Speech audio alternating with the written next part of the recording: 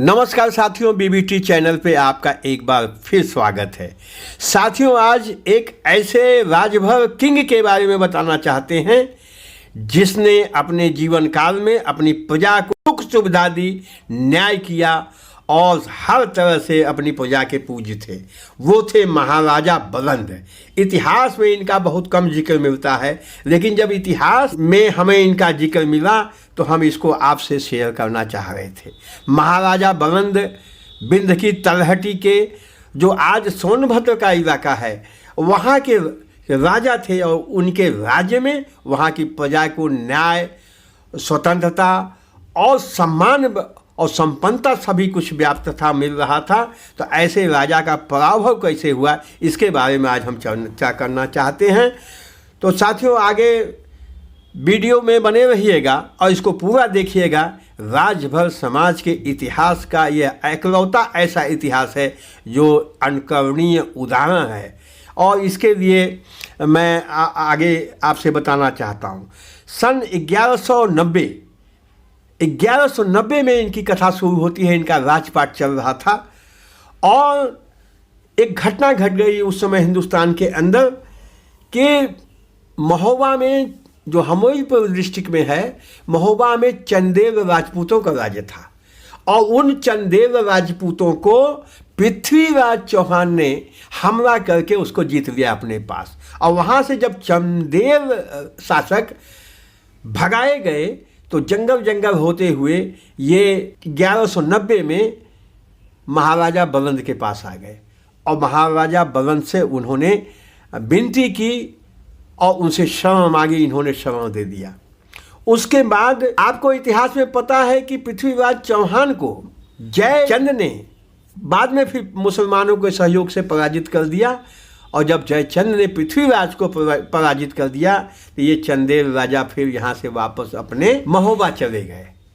लेकिन वो यहाँ जिसकी शरण में थे उसका सब कुछ देख लिया था, जान लिया था, उसकी शासन व्यवस्था को पहचान गए थे, उसकी लूपोल जान गए थे। तो एक भाई वहाँ रह गया, दूसरा भाई फिर यहाँ सेना लेके आया और उस शरणागत पे इसने हमला किया जिसने इनको मुसीबत में शरण दी थी और हमले में इन्होंने पराजित कर दिया महाराजा बलंद को। बताते हैं कि महाराजा बलंद यहाँ से निकल गए और उस जंगल में, घनघोर जंगल, उस समय दक्षिण दिशा में गए और वहाँ अपना एकांत जीवन कहीं इन्होंने जिया।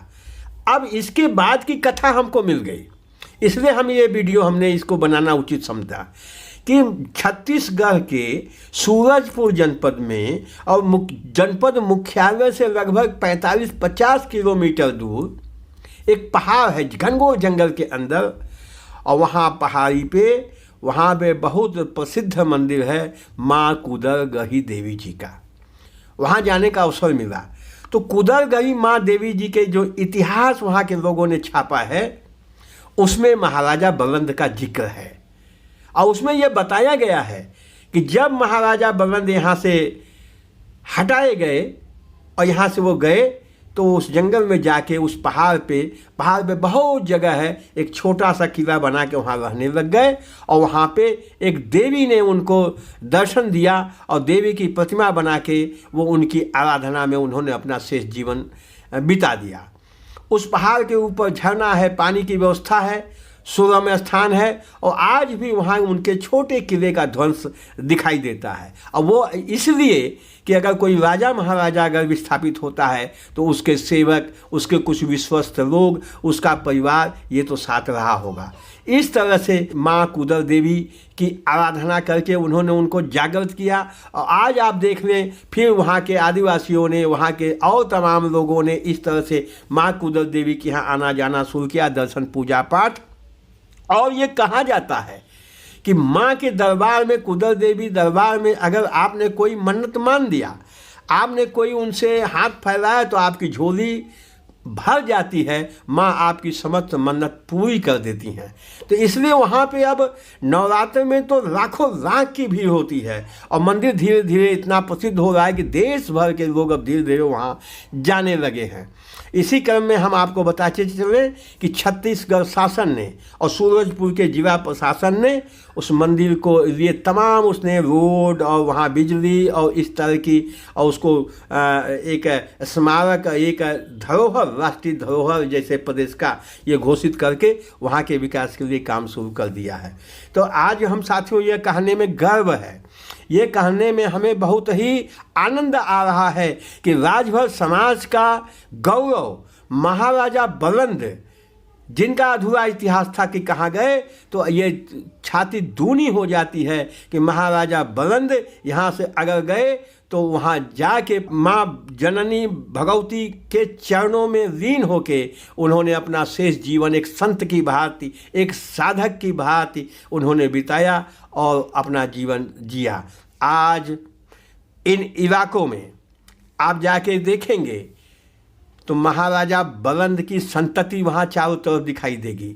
सोनभद्र हो या सूरजपुर डिस्ट्रिक्ट हो तो वहाँ जो इनकी संतति है, जो वहाँ के इनके लोग हैं जो इनके साथ गए थे, तो बहुत ही आज वहाँ आदिवासी के रूप में, कहीं पिछड़े के रूप में वो दिखाई देते हैं। और ख़ासकर इनमें बिहार जाति के लोग जो राजभर समाज से ही डिसेंटेड एक जात मानी जाती है। तो यही कारण है कि ये सब जातियां समय समय पे राजभर समाज से टूट के बनी हैं। तो राजभर समाज तो नहीं के नाम से तो नहीं, लेकिन बिहार समाज के लोग के नाम से तो सूरजपुर जनपद में और ये सोनभद्र की घाटियों में बिहार समाज के लोग पड़े हैं, जिनका रीत रिवाज, संस्कार, चाल ढाल सब कुछ राजभर से आया है, तो राजभर से मिलता है।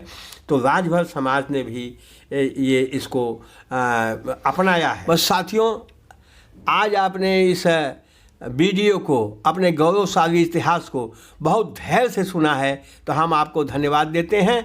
हमारे चैनल पे आप मेहमान हैं तो साथियों सब्सक्राइब कर दीजिए, हम इस तरह का वीडियो बनाते रहते हैं। और लाइक कर दीजिएगा, हमारा दिल मजबूत होगा और इस तरह का वीडियो ढूंढने में आसानी रहेगी। और शेयर कर देंगे तो अन्य साथियों तक एक बात पहुंच जाएगी।